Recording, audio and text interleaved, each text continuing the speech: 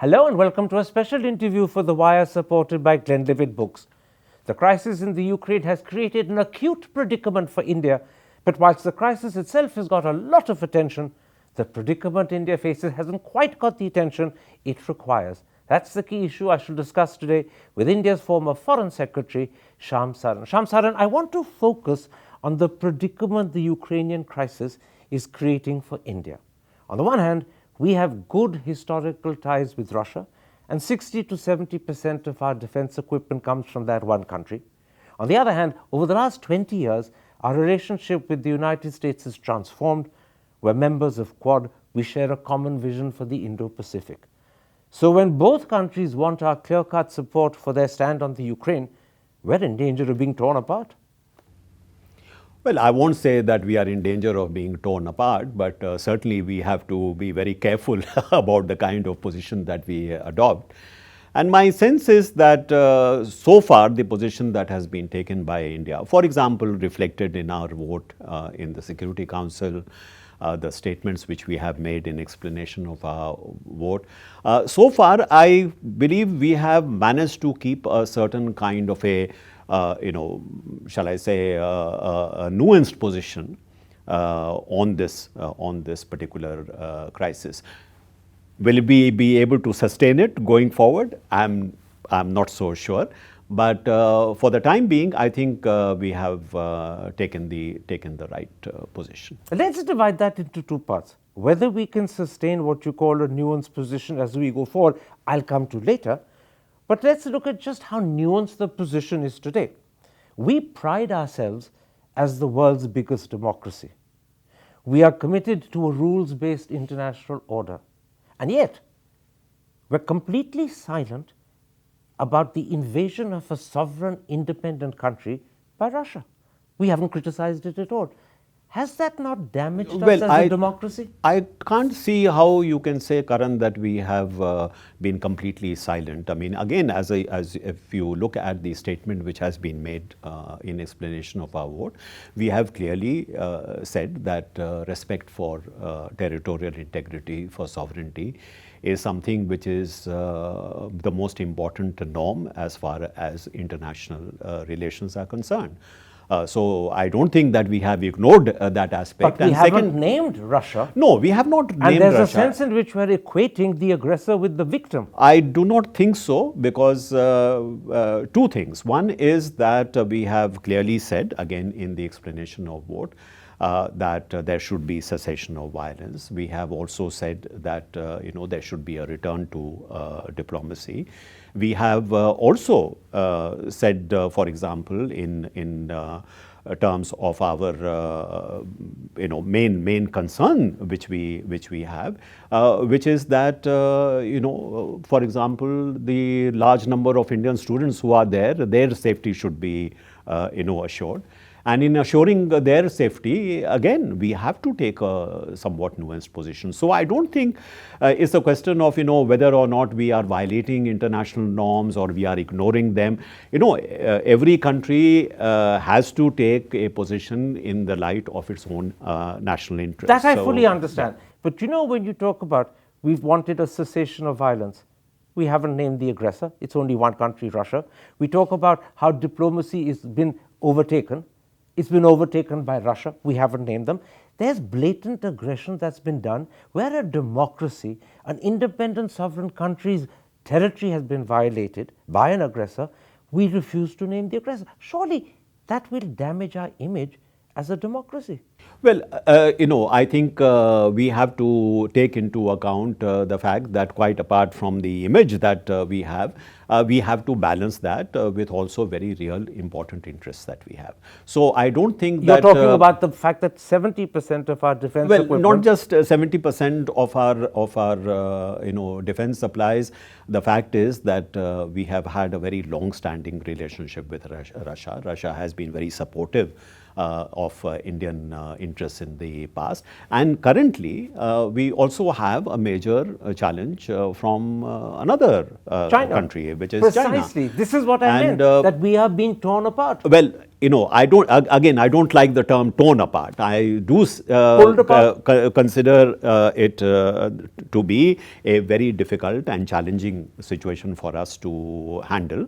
But it is not something new for India. I mean, we have faced this kind of situation of having to deal with multiple pressures from whether it is the West or the East. Shyam, but we have usually taken a position which is in consonance with our national interests, and that is the way it should be. At the moment, our principles and our interest are actually at odds with each other. Our principles are a commitment to sovereignty, integrity, democracy, and not accepting an aggression Even of an if we independent have- state. even Our if we interest is the problem with China, the relationship with Russia, and the two are pulling apart. Yeah, even if we have not named Russia, in totality, if I look at whatever statements that we have made, and also take into account the fact that, unlike in the past, the Prime Minister did bring up, Putin and expressed concern over the violence that is taking place.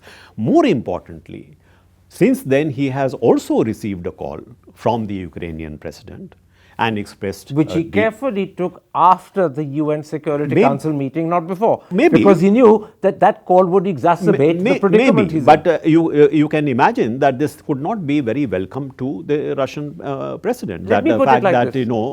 the Prime Minister of India is talking to a leader who the Russia regards as being quite illegitimate. Well, the Prime Minister of India had to do that because if he'd refused to talk to the leader, he would have undermined India's credentials as a democracy completely.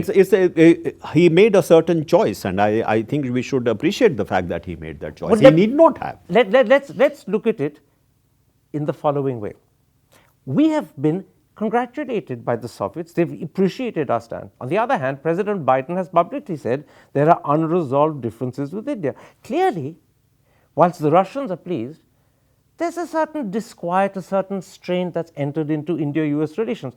How worrying, how serious is that strain? No, as I mentioned to you, Karan, that this is not the first time that India has been placed in a position where it has to handle multiple pressures, both from the East and the West. And it is not something that only India has faced. If you just look at the events leading up to today, for example, you see, for example, even in the Western Europe, there has been a nuanced position. But come back to India. Yeah. How serious is the strain that's entered into India-US relations? I do not believe that this is going to be a very major issue in India-US relations, because I think the US decision makers, at least, whatever may be the public opinion, but decision makers do recognize the situation that we are faced with the kind of relationship, legacy relationship that we have with the Russians, which is not so easy to adjust in the short period of time. Even with respect to the defense relationship that you are talking about, if you look at a slightly longer term perspective, in fact, India's dependence on Russian armaments has been progressively decreasing. India's defense hardware relationship with the United States of America has in fact been increasing. Absolutely. So the long term trend is towards a more diversification of India's Except that defense when you talk relationship. of a long-term trend, you're also asking for the indulgence of the countries to be more understanding of the predicament we're in. Let's hope that indulgence is available.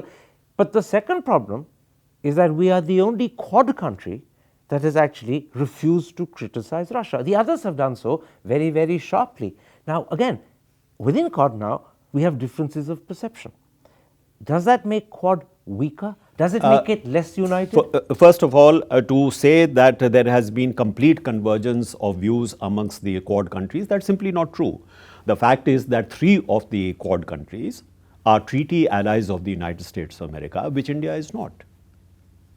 So it is not as if being part of Quad means that we are. But that difference is now accentuated by our silence over Russia. It may be accentuated. It wasn't in our interest to accentuate it. It may be accentuated, but I think you are not looking at this in terms of a somewhat larger perspective, because if you see where India started off with and where India is today in terms of the statements that it has been making about the Ukrainian situation, and as I mentioned, the fact that India has in fact taken the step of receiving a call from the Ukrainian president, I think it does display that India is not very comfortable with what Russia has been doing, and it would hope that, in fact, the path of diplomacy is resumed.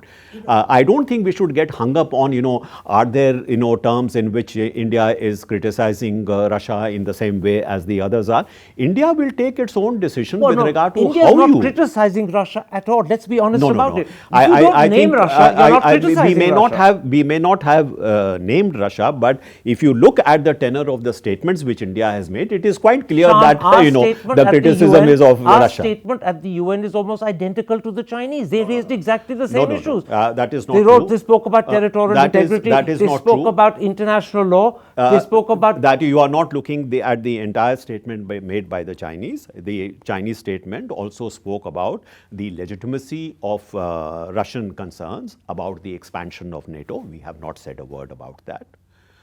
It has also spoken about the need for sort of equal security in Europe, which we have not said anything about. Yes, but in terms of international law, in terms of integrity of countries, in terms of equating the victim with the aggressor, we're the same. The Chinese have belatedly mentioned territorial integrity and sovereignty, but please do not forget that both in the earlier statements they have made and in the latest statement they have made, they have in fact, in a sense, endorsed the Russian position that there are certain historical factors, there are certain cultural factors, there is an interplay of factors which has led to this particular crisis. So that's almost like an endorsement of the Russian position. Well, I'm glad you're pointing it out, because your own papers, our own papers, are actually now suggesting that on this issue, in the last vote at the Security Council, we've ended up at the same side as China. And our own papers are the ones that are pointing out the similarity in the explanations given by the two countries. Well, and that's not a happy equation for us. That may be a kind of perception that may be there. But what I'm pointing out is that if you look a little more carefully at the total contents of what the Indians have said and what the Chinese have said, there is a big difference between them. Let's do it like this. There is a predicament we are bang in the middle of at the moment, and this predicament is going to get more awkward and difficult for us as the situation in the Ukraine evolves. Already, Putin has taken control of the Donbass region. He's clearly intent on toppling the popularly, freely elected Zelensky government and replacing it with a pro-Russian puppet regime. And when that happens, there'll be more votes at the United Nations. Once again, the expectation from Russia will be for Indian support. Difficult as it may increasingly be, when we look at the very unpredictable and volatile situation on the Chinese border, once again we'll be forced to abstain. And once again, it'll be an uncomfortable abstention, but we'll have no alternative. This predicament is getting worse. I would caution you against sort of, projecting what position India will take in the future. You really believe we will vote against Russia? Karan, look at how quickly the situation is changing. Things which we had not deemed possible have actually happened. So to think that the Indian position is a frozen position, I think it's not a correct assumption to make. I do believe, like you do, that perhaps if this, in the next few days, if there is a UN General Assembly resolution, which is on the same lines as the UN Security Council resolution, my expectation is that probably India might, abstain. That could be tonight. Tonight in New York. Maybe. So if it is the case, that is my expectation. But I also believe that with regard to the position that we take, not just rhetorically, but the position that we take, especially in terms of the statement that we will probably be making, I'm looking at a certain evolution in our position, which is becoming more and more uncomfortable with what Russia is doing, and is also critical of what Russia is. There's no doubt that there is an evolution, although it may not be as great as you seem to suggest, between our first position and statement and the second position and statement, and maybe there'll be a further progression. The problem is that when it comes to the actual vote, we will be abstaining yet again, even though at that point we'll be abstaining over kicking out of a freely elected government. I will not make any predictions with that on that count. But what I am saying is that whatever position we take, we have to take into account some very real an important interest that we have.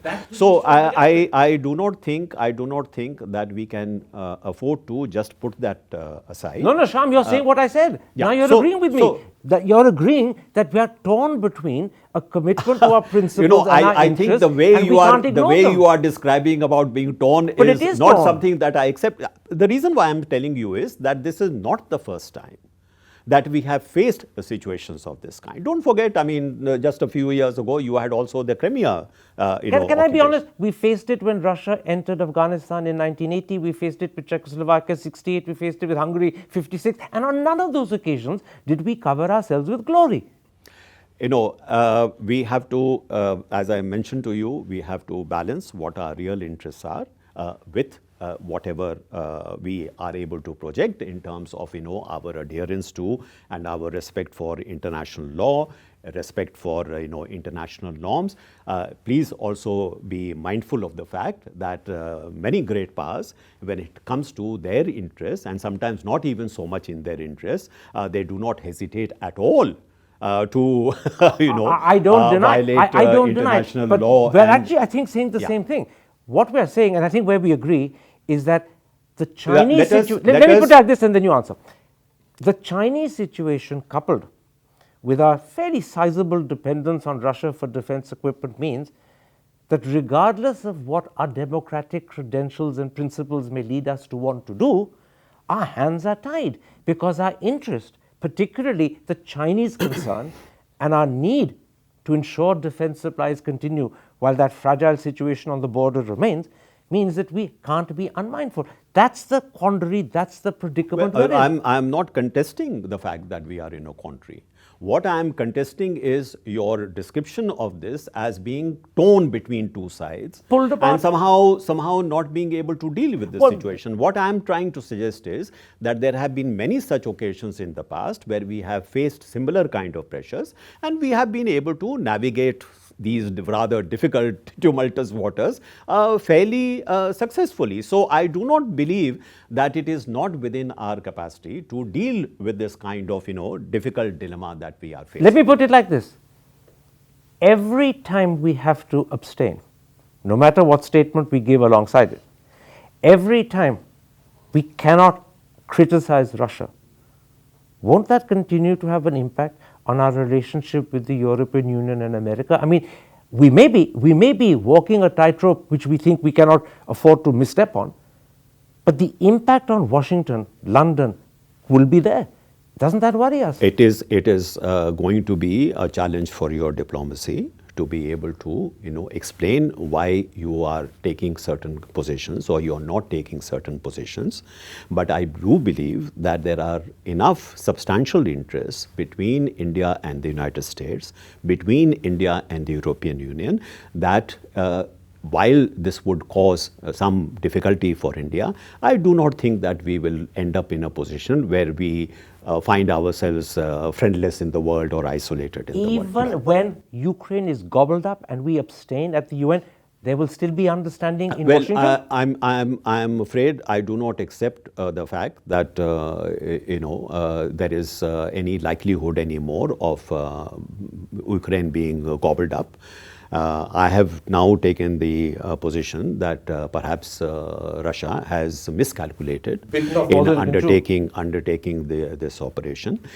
If they had been able to succeed in overcoming any resistance in Ukraine, deposing the present government in about a few days' time, perhaps the situation may have been different. This was even the calculation. If you look at the reportage from Western Europe and the United States, even they did not think that Ukrainian So you really resistance. believe that Putin is going to accept that he's not making the progress he anticipated, and that he needs to start backing off? If he wants to resolve this situation without any more losses, I think he would have to completely revise what he's doing. The alternative is that he may step up the violence and the bombing. He may have to, but if he does that, the losses that Russia will suffer will be even greater. But he seems to be oblivious of that. He's oblivious of Well, that. I mean, I am not so sure that he's oblivious of that. And if he is oblivious of that, many of the people in the Russian establishment, the people who are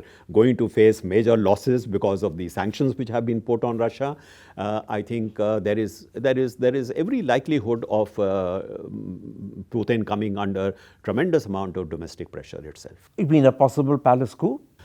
I would not exclude it. I mean, if the situation really worsens, and if the impact, the negative impact of all these sanctions, plus there not being a successful resolution of the situation in Ukraine, the military situation in Ukraine, Putin could end up out of a job. I would not rule that out. Let's look down the road. I mean, I'm not predicting it, but I'm saying that the way situation is developing and the manner in which it is changing and some of the most unusual things that have been happening, I would not exclude that. So you're saying, and I think this is inherent, that in the last 36, 48 hours, the situation has changed so fairly dramatically that Putin, far from searing a course through the Ukraine, is finding himself checked. He's building up concern amongst the elites around him, and his own position as a result, if he becomes obstinate, could be in danger. And public demonstrations in Russia itself against the war in Ukraine. Okay, this is of course a possibility. It's being talked about in the last 36, 48 hours. Certainly the Western press is more open. I think you're perhaps the loudest voice in India who's suggesting that is a possibility. Yeah. Only as a possibility. Absolutely, it is a possibility. Let me, however, look down the road. One thing that is undeniably clear is that Russia is now increasingly dependent on China, and that dependence is going to grow. The equipment that we get from Russia, the military equipment, is targeted entirely on China and its close ally, Pakistan. Is there not a danger that as Putin's dependence on China grows, Beijing is going to say to him, stop selling to them, they are targeting us? Could happen. After all, if Russia is going to become much more dependent upon Chinese support, particularly in overcoming some of the sweeping sanctions which have been imposed on Russia, I would imagine that there would be, in fact, an increase of leverage quite significantly that China would have vis-a-vis Russia. So we should certainly take that into account. And that's not just military equipment that we want to import, that will be stopped. Spares and maintenance could come under effect too.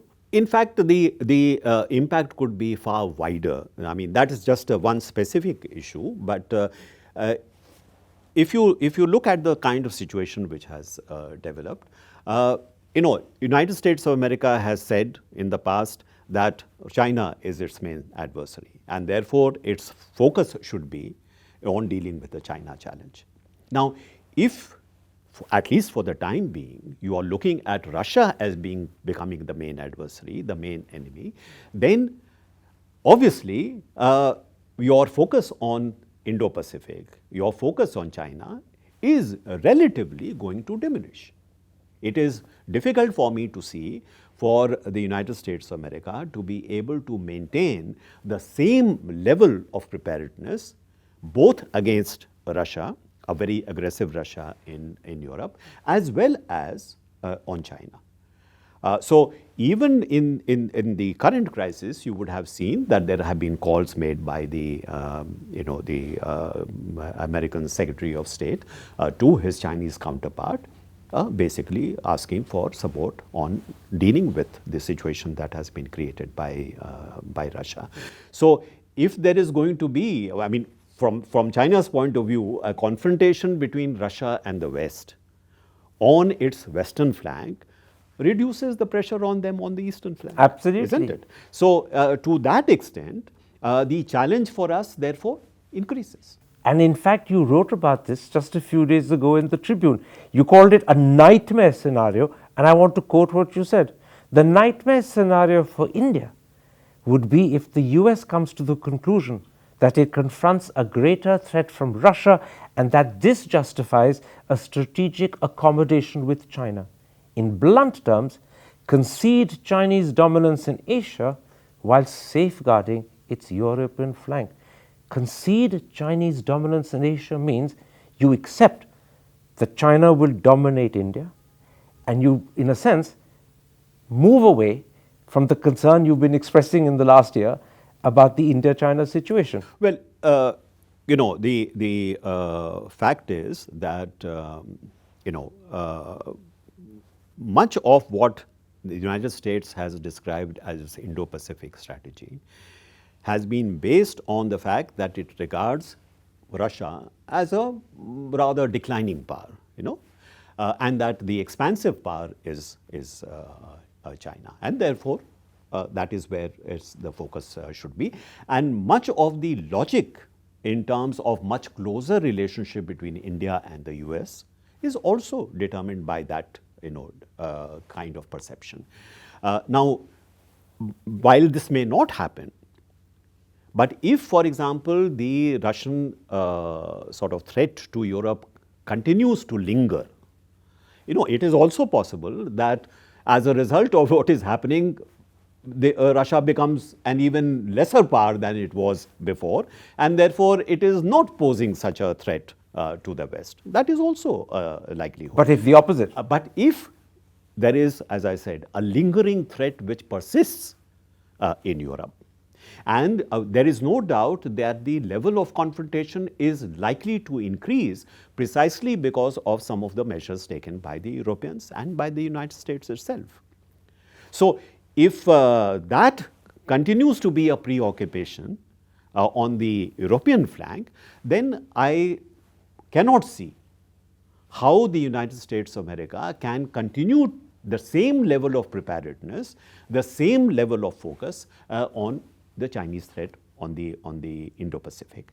And that, of course, means that we have to start looking at rethinking what our strategy should be. In fact, it means something else. It means this nightmare scenario that we will be almost alone facing the Chinese threat with a hostile Pakistan to our west, without any great credible support from either Washington or Moscow. Except that I have stated this number of times before, and I repeat it, as far as the Chinese military threat is concerned, you have to deal with it yourself. Any expectation that somebody else is going to come and assist you in that respect is not going to happen. What you will get also will diminish. Well, I don't think that there will be a sea change in US-China relations. I think the adversarial relationship will continue. It's a question of what is the degree to which we are talking about, because in diplomacy, it's very rarely an either-or situation or a black and white situation. But the reason that degree of difference will matter is because it's likely to happen at the same time as Moscow's dependence on Beijing could change Moscow's stand on India-China and also Moscow's stand on India-Pakistan. No doubt about that, Karan. We are going to be entering a much more challenging phase and much more difficult security situation than perhaps we have had in the past. And that means that we have to take some difficult decisions. This is what I meant when I said in the introduction that not enough attention has been paid to the predicament that India finds itself in and how it's possible, not how that predicament will play out. I certainly hope that we are paying a lot of attention to this predicament. You wrote about it in the Tribune, but it hasn't featured in the commentary by anyone else, and which is why I thought this was the subject to discuss. And let me put it like this. At the moment, perforce we are walking a tightrope, and we have to make sure that we stay balanced on that tightrope, but that tightrope balancing, as I pointed out, is likely to get more and more difficult. Is going to be more difficult. But again, let me give you a slightly longer term perspective. As I mentioned to you, that we have faced these kind of multiple pressures in the past. Secondly, our ability to face those pressures was much less before because our capabilities were more limited before. And yet we managed it, I think, fairly successfully. So we have experience and we are stronger. We have made mistakes in the past. I do not exclude that. But my sense is that we have had quite a considerable amount of experience in doing this kind of a balancing act. And secondly, today we are much more capable than we were before, and therefore it seems to me, other things being equal, our ability to deal with this situation is not so greatly undermined that we are going to be in serious trouble. Let me put it like this. We're walking a tightrope which is going to get more difficult to walk, There's always a danger we could topple over on either side. Before that happens, should we ourselves decide which side to come down on? I don't think it is necessary to keep thinking of this in terms of, we choose this side or do we choose that side. I think it is much more important that you first determine what your interests are and how best to safeguard those interests. Rather than to think in terms of, are our interests lying with this group of countries or with that group. Reason being that in today's world, it is very difficult to think in terms of, because you have such multiple interests, it is very difficult to think of one set of relationships enabling you to meet all the requirements that you have. But let me put it like this. One of the ambitions we have articulated most forcefully by our Prime Minister is to be recognized as a major power, to have a seat at the high table, for our voice to be heard. Now, if on critical issues, when a country invades another, a fellow democracy, and we're unable to speak out, I accept there are a lot of good reasons why we can't, but we're not able to speak out clearly. Can we then achieve that ambition of being recognized as a great power? So let me point out a few things to you.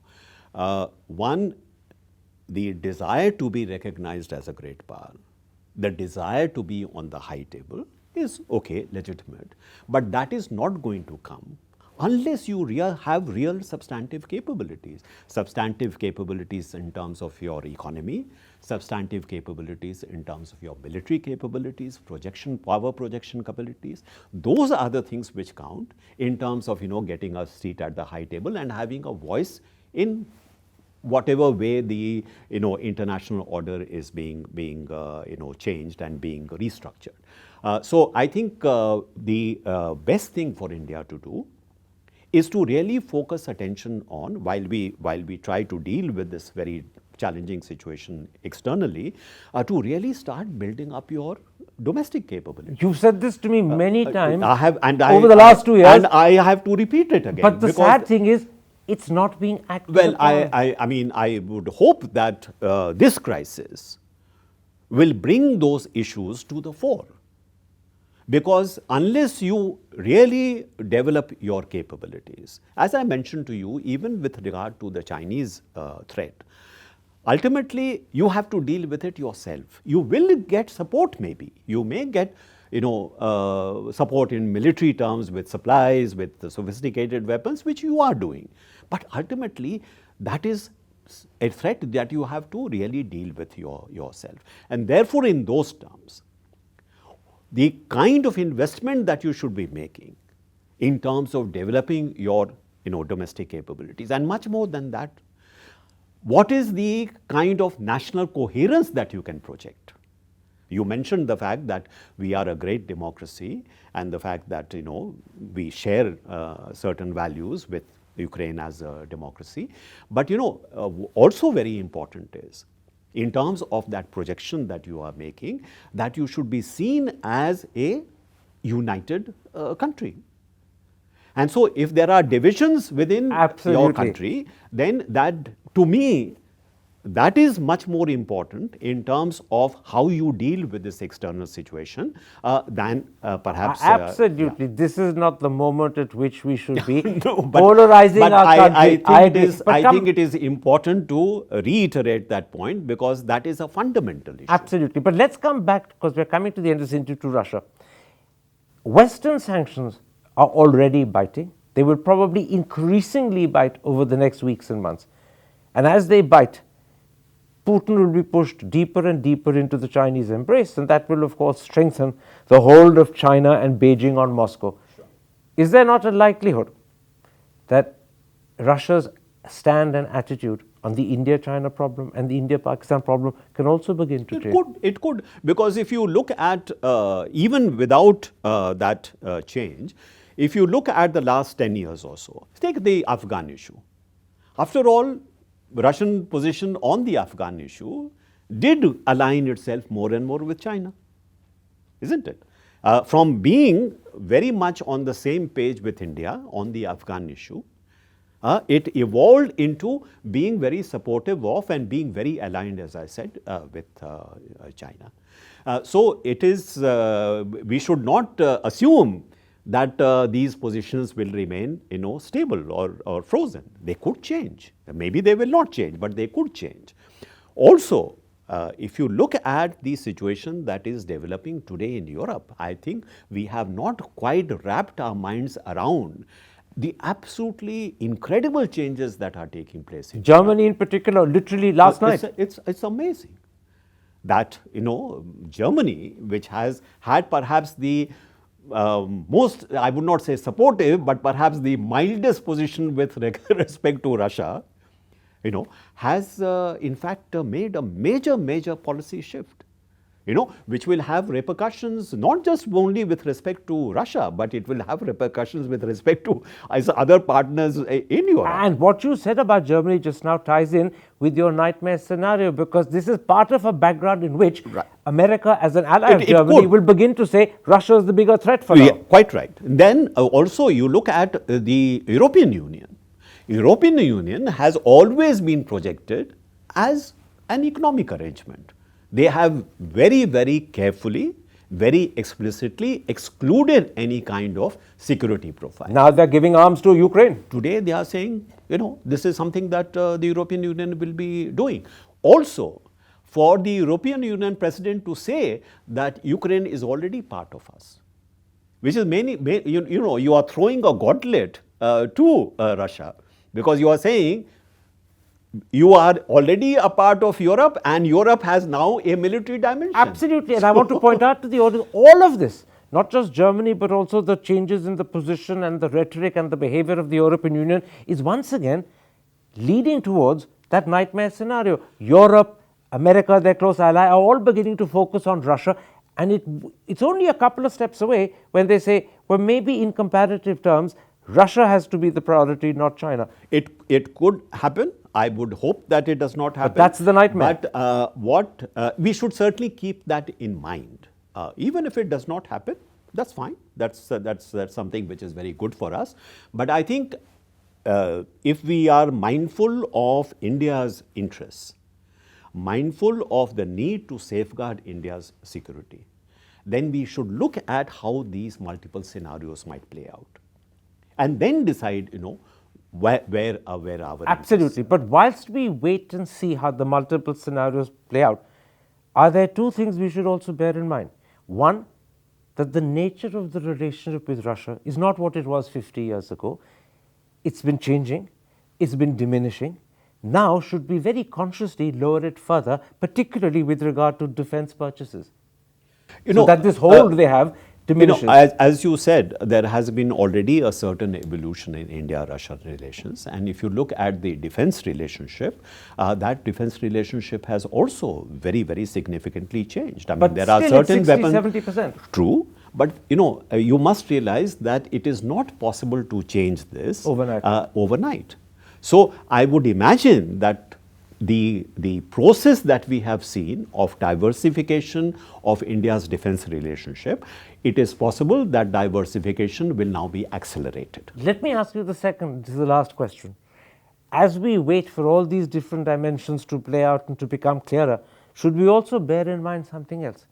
India's need for economic investment and technology, India's commitment to democracy and to a rules-based international order, and perhaps most importantly of all, the fact that the problem with China is not going away and it could conceivably get worse. China could be emboldened by what Russia has attempted, even if Russia fails. That maybe in that scenario, we should make sure that the one relationship we need to keep secure is with Washington. Yes, I mean, I have no issue with that at all. I think the relationship with the United States of America is important not just for the security aspect, but if we are looking at really an accelerated economic transformation of India. After all, if we accept that it is by building up our economic capabilities, by building up our military capabilities, that we can take more independent decisions. Absolutely. Okay? So in that respect, for India's economic transformation, the relationship with the United States of America, the relationship with Japan, the relationship with European Union is these relations are becoming very, very important. Australia as well? Australia as well. Because, it is even if there is a relative decline in the capabilities of the United States, say vis-a-vis China, the United States of America remains the knowledge capital of the world. Today, despite their relative decline, Europe or Japan are still the repositories of the most sophisticated technologies in the world. So, if India is looking for its own transformation, even if there was not a security argument, I would say for the economic transformation of India, these relationships are very important and must be kept in good order. We've got to the end, but let me point out for the audience and tell me if I'm right in 3-4 important things that you said. You accept we have a predicament, but you disagree that we are being pulled apart. You accept that it's possible, maybe even likely the predicament could get worse, but we're very experienced at walking a tightrope, and we have also the strength of what we've achieved over the last 20 years that will help us. You also think it's possible, but obviously you're not predicting, that Putin could find there is a palace coup, that if he's bitten off more than he can chew and he doesn't start backing off, but he wants to continue and step up the violence, he himself could be in possible trouble at home. It could be. Again, I don't want to over. Absolutely, it could be is enough. Yeah. And finally, there is a nightmare scenario. I'm not saying it's getting closer than it was when you wrote in the Tribune 3 days ago, but the nightmare scenario would be a change in the US perception that maybe for now Russia's the bigger threat than China, and a change in the US attitude to two, which would mean that we would be left more or less politically on our own in handling the Chinese threat. Yeah, I would not say we would be left alone in handling the Chinese challenge. What I was trying to suggest in the article was, again, it's a question of, balancing. So it's not as if suddenly tomorrow US and China will become allies or will become great friends. It is only that the level of confrontation will diminish, which you see today between China and the US, that level of confrontation could very well diminish. For example, you look at what's happening today with the JCPOA, that is the Iranian nuclear deal. Now, from taking a very, very tough and uncompromising position on the part of the US, today you see a certain new flexibility. Well, in fact, they're probably on the brink of an agreement according to the papers. Why? Because dealing with the oil crisis that you have today, that makes sense. Absolutely. But so, I'm mentioning this as an example of how relations can, at the margin, can change. Absolutely. But when they change at the margin, it may not be the marginal change we want. Because your fear was, and I'm quoting you in blunt terms, concede Chinese dominance in Asia. We don't like that. We don't want that. No, certainly we wouldn't want that. Not at all. But what I'm trying to suggest is that we are living in a situation which is dramatically changing virtually by the minute. Absolutely. It's a shift that is taking place in a manner that perhaps those who are even in the middle of that shift do not quite realize what the implications are. Absolutely. But at the moment, the shifts that we can see are not necessarily working to our interest. No, say, for example, when I spoke about the Iranian situation, a change in that relationship between the US and Iran, for example, is good for us. Absolutely. But the bigger so you have to look bigger change, which is not good for us, is between US, Russia, and China. I have already considered that, and therefore you have to position yourself so that the possible negative impact you are able to deal with, and you also look for what are some of the openings that you have to actually expand your diplomatic options? Because it is only in a period of change, it is only in a period of transformation that opportunities also present themselves. So how nimble your diplomacy is, how focused you are on looking for those kind of opportunities, even if there are pressures operating on you, is something that is what is necessary at this point of time. Shyam Saran, thank you very much indeed. Thank you. Thank you very much.